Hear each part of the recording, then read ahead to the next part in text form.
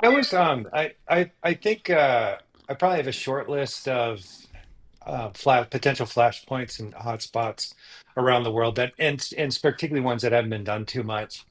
Um, and in that part of the world, in a country, most people haven't really heard of much, called Guyana, right, which is a neighbor of Venezuela. It's the only English-speaking country down there.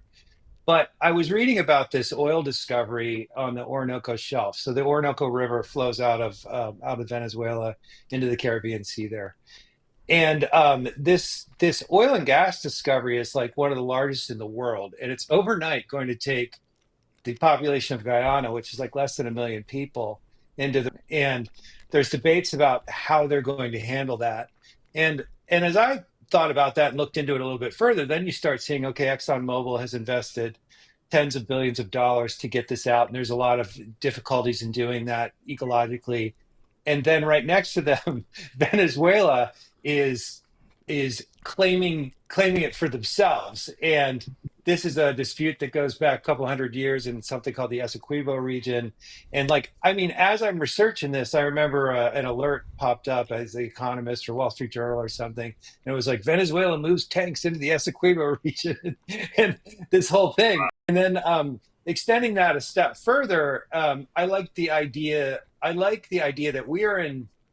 I don't think of it so much as Cold War 2.0 as I think it is kind of a permanent gray hybrid war that we're in these days. Business intertwines with crime, which also intercrimes with strategic national interests. And so I like the idea that the Russians would notice this because Guyana being a putative US ally, ExxonMobil building out infrastructure, all of that, that's not going to be good for the supply of the global oil and gas market. It wants that supply constrained. Iran wants that supply constrained, et cetera, et cetera, et cetera.